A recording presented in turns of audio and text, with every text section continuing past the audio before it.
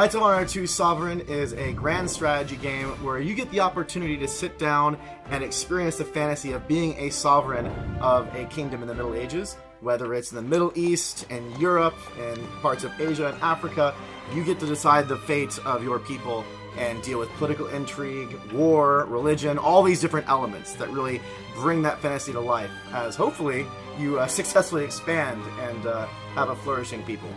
Since Knights of Honor 2 is set in the medieval European world, it is really important for us to also make it sound like medieval Europe back then sounded.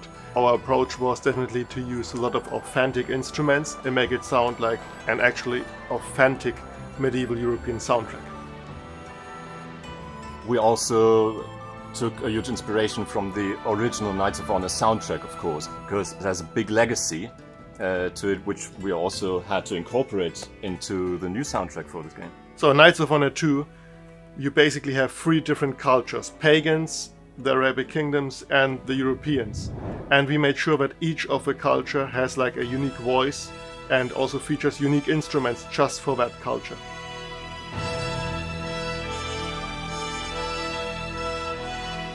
The European culture is actually the culture which has the most factions in the game, and it's also the culture which has, because of that, the most music. And we made sure to use like really authentic medieval instruments for that.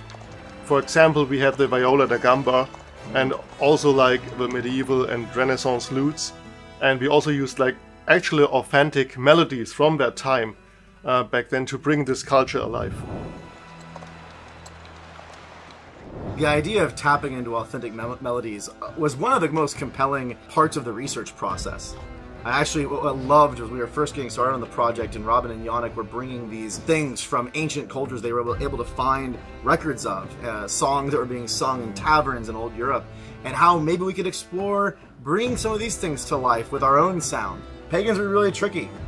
One of the things we had to deal with was figuring out, what balance we were going to do between the Viking sounds or the Mongolian sounds or whatever. And we made a couple choices, and we think it created a really interesting soundscape for that particular culture combination.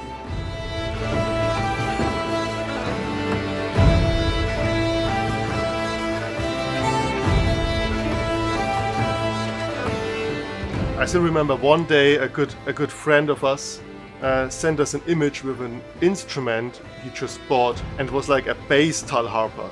It's like a massive, brutal instrument, and he sent us a snippet of how it sounds like, and we were like, yes, this is like the sound of the pagans, we absolutely have to use this instrument.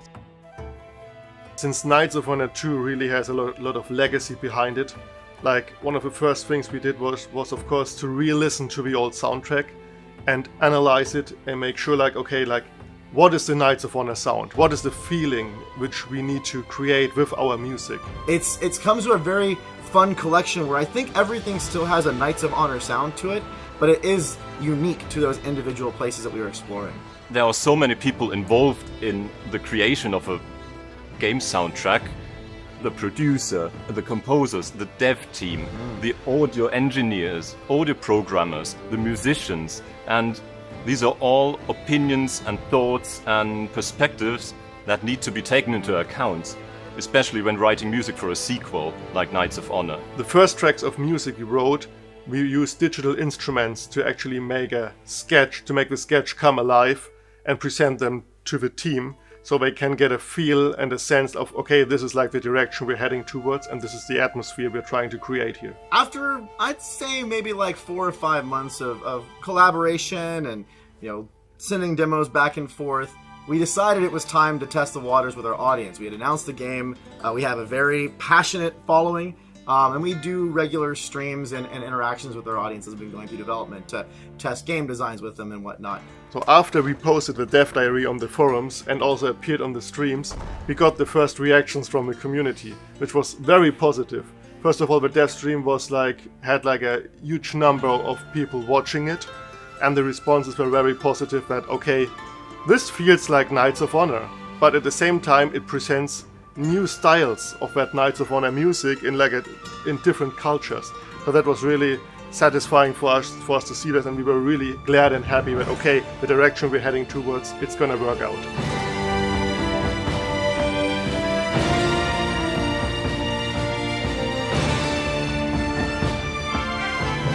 it always touches me as someone who's a big fan of music and a very passionate believer in making great soundtracks, just how much that audience cared.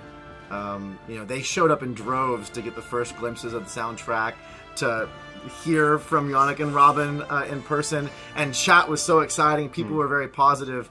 It gave us a lot of motivation and inspiration to continue pushing the envelope and try to make something that these hardcore fans that were already so eager to hear this were going to enjoy when the game finally did release.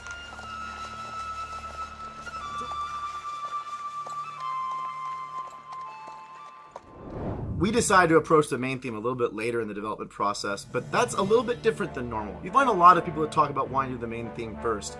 We really wanted to have a chance to develop what our sound was going to be, and then bring that sound, whether it be from the different cultures or whatever, into this main theme. So it reflected the total experience that the player is going to have with Knights of Honor.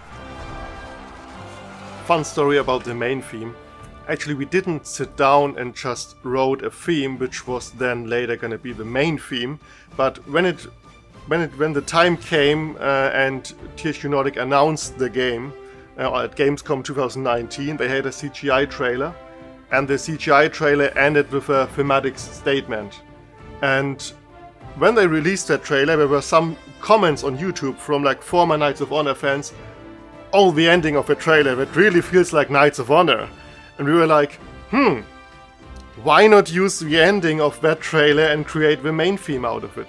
So we used that melodic statement at the end of a CGI trailer and used it as main theme, and developed it further into a complete track. When the players open up the game for the first time and listen to the main theme of the soundtrack for the first time, we want them to feel like the king entering the royal court and presenting himself to his people, to his army, to his consultants, and you really want to feel that powerful moment when you have the fanfares blazing from the sides and you enter that hall.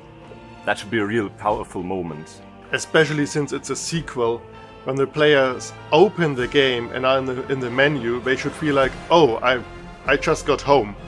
And like the king is home again. Long live the king. That's like something we really tried hard to evoke in the players. We went to Prague to record with the Philharmonic Orchestra, and the results, I think, are outstanding. It was very important for us to spend the time, the energy, the money to have live performances for the Knights of Honor soundtrack. We seeked out soloists that were specialists for different types of instruments that were authentic to the cultures and the time that we were going for. We are here with this wonderful orchestra and this amazing studio. All of these things to just come together and breathe life into the sound that we were all so eager to hear throughout the whole project. It's such an amazing experience to get everything come together and come alive now after about 3 or 4 years of working on this game. It was such a collaborative process recording all the live music for the orchestra. All these different talents that came together to really collaborate and make the best sound. For example, on the main theme, we suddenly had the musicians tell us like, okay, let us offer you something. We think there's like a way this should sound like. And we said, okay, go ahead, do your thing. And suddenly like it was like a world difference, and it was like amazing what they did with the music. And it's just sometimes you just have to trust the musicians, and the musicians on the soundtrack were like amazing. The orchestra played amazing on the soundtrack, and we were really happy with the result we got.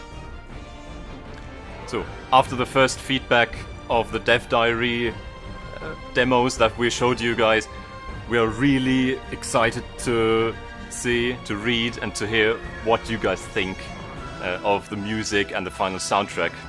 We cannot wait for all of you to experience like the medieval world of Knights of Honor in the music we wrote for it, and I think it will just be amazing. Knights of Honor 2 Sovereign has been a labor of love from everyone involved. Something that you may not know, both Robin and Yannick are big old school fans of the original Knights of Honor, and they actually play a lot more of Knights of Honor 2 than they probably should sometimes. I've gotten feedback notes from them on the game. It just shows you just how passionate this team is, and the music, I think, reflects all of that. It's not just someone coming in and trying to write. They're fans of the game. They're creating a soundtrack that is going to speak to that passion, and we can't wait to have all of you have the opportunity to both experience the game and experience the music that the composers have written and the instrumentalists have put to life. It's been a great journey, and we're very, very eager for everyone to get a chance to enjoy it.